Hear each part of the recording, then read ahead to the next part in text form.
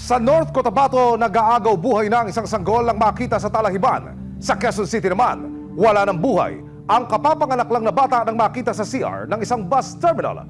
Paano naatim ng mga suspect na gawin ang kalunos-lunos na pag-iwan sa mga walang kamalay-malay na musmos? Nasa sahig at wala ng buhay, ganito natagpuan ng mga tauhan ng isang bus terminal sa Quezon City ang isang sanggol noong October 23. Pinaintulutan po tayo ng pamunuan ng bus terminal para masilip yung mga kuha ng kanilang security camera dito po sa loob ng kanilang garahe. At lumalabas po sa mga ebidensyang hawak na rin ng Quezon City Police District. Natukoy nila ang isang babae at isang lalaking posible na nasa likod ng karumaldumal na krimen na ito. Alas 2 ng hapon, kapansin-pansin ng isang babae at lalaki na naglalakad papasok ng bus terminal. Bandang alas 2 ng hapon, pumasok sa banyo ang dalawa. Makikita na nakapulang jacket ang babae at ang lalaki naman ay naka-t-shirt na black at may hawak na puting damit. Paglabas ng banyo, makikitang may nakabalot sa puting t-shirt na hawak ang babae. Pasado alas 3 ng hapon, sa timestamp ng CCTV camera ng bus terminal, pumasok ang babae sa female comfort room ng bus terminal. Naiwan po yung lalaki rito. At tumigit kumulang, makaraan ang 30 minuto, lumabas na po yung babae, inescortan siya nung lalaki, patungong ho doon sa likuran ng garahe ng mga bus na ito na tinutumbok ko sa aking paglalakad.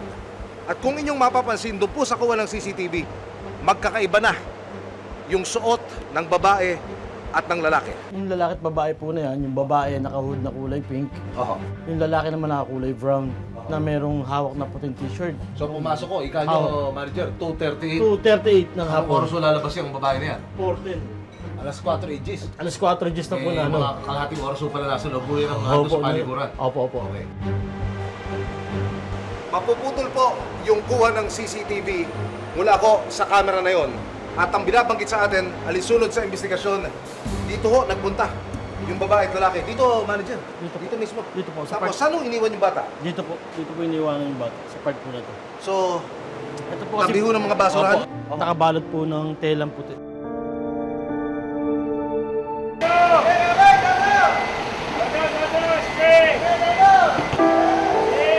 Magkasintahan, iniwan daw ang kanilang bagong silang na sanggol sa bus terminal.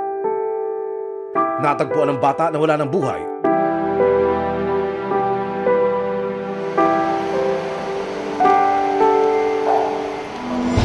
Alas 3 ng hapon ang biyahe ng dalawa, pero alas 5 na raw ng hapon sumakay ng bus papuntang probinsya.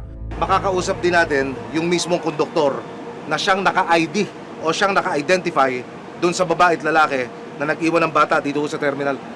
Kuya Mark, andyan o. Saan nyo siya nakita? Yung babae? Dito po sa po. So ito yung picture na pinadala sa inyo ng manager, yung terminal manager? Yes po. Ano sabi nila? I-identify mo?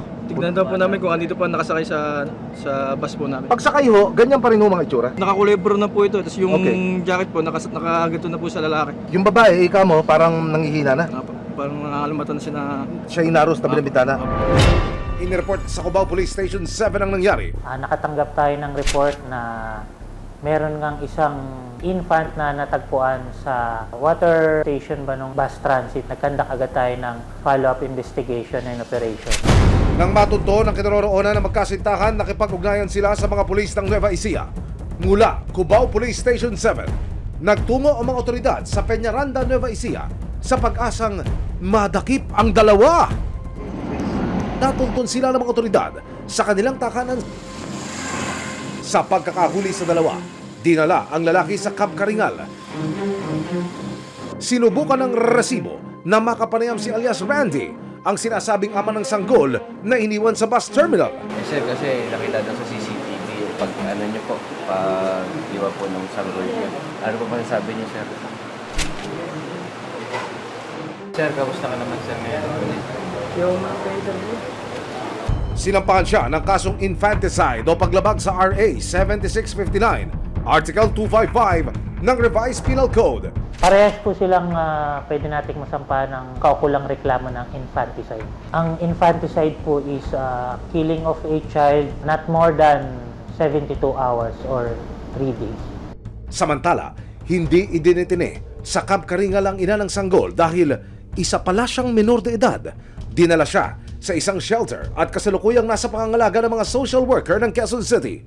Ayon sa CIDU na siyang may hawak sa kaso, Na-file na po natin yung kaso, na inquest na po yung mga suspect dyan sa kasong yan. Iniintay na lang po natin yung abiso ng korte kung kailan yung hearing nila. Kinuha rin po kaagad ng kamag-anak yung bangkay ng ating baby na kapapanganak lang. Nalibing na rin po.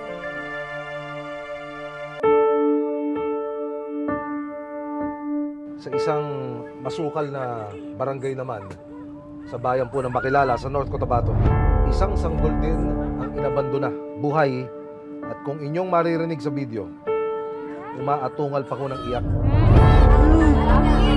Sa isang viral video, makikita ang mga residenteng nagkukumpulan sa isang bakanting lote sa Makilala, North Cotabato. Hinahanap nila kung saan ang gagaling ang iyak na kanilang naririnig. Pero nang kanilang lapitan, natuklasan nila na isa pala itong sanggol. Hala, bata! Suy, bata! Pinulot nila ang bata mula sa marumi at madahon na lugar at agad binalutan ng lampin. Pagtawag namin ng tulong po, sir, pumunta po yung kasambahay namin at may dalang lampin po ng kanyang anak at siya na po mismong umaswat ng bata. Nang puntahan ng resibo ang lote kung saan natagpuan ang sanggol, ipinakita ni Donna ang masukal na lugar na pinag-iwanan sa bata. Dito banda nakatakilid na siya, dito po banda sa may kilid ng hollow block. Agad daw rumesponde ang barangay at dinala ang sanggol sa kanilang rural health unit. Kinumusta ng resibo ang bata.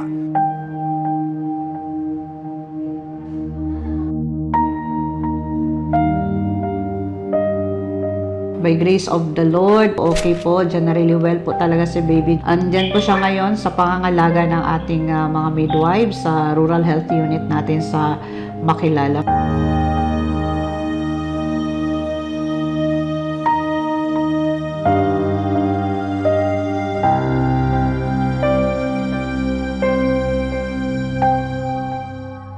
Nakausap na rin daw ng social workers ang ina ng sanggol. Ang nasabi niya lang, parang lito talaga siya. Hindi niya na alam kung anong gagawin niya. According sa account niya, may boyfriend siya. Tapos yun na nga, nagkahiwalay sila. Tsaka hindi din daw alam ng boyfriend niya na ayun, nabuntis siya. Yung neglect na ginawa niya, pag-abandon niya dun sa bata sa isang high-risk na lugar talaga for the baby. This is in violation of our Republic Act 7610. Pero sa kabilang side naman, psychologically, meron siyang problema probably. Ini-assess din natin on that area. Ayon sa MSWDO ng Makilala, nangangailangan pa ng karagdagang supplies ang iniwang sanggol tulad ng gatas, vitamins at damit. Yung damit talaga, sir, kailangan kasi yung mga binibigay dito, na po, mga luma na. Tapos, franela, sabon, tsaka beberon, diaper. Sa mga nais magbigay ng mga donasyon para sa sanggol, maaaring ipadala ang inyong tulong sa Municipal Social Welfare Office sa munisipyo ng Makilala, North Cotabato. Paalala ng mga otoridad, pag-isipang maigi ang bawat desisyon na gagawin, lalo na't kung tungkol ito sa buhay ng mga anghel na kasisilang lang sa mundo. Maging responsable sa ating mga desisyon. Kung mayroon mang mga pangyayari sa buhay natin na mapasok tayo sa ganitong sitwasyon, ang office po ng social welfare ay laging open po para makapagbigay kami din ng mga guidance.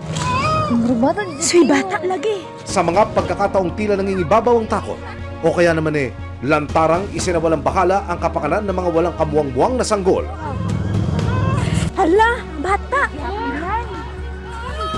Nariyan ang mga otoridad at iba't ibang sanga ng pamahalaan para panagutin ang mga nasa likod ng ganitong mga insidente.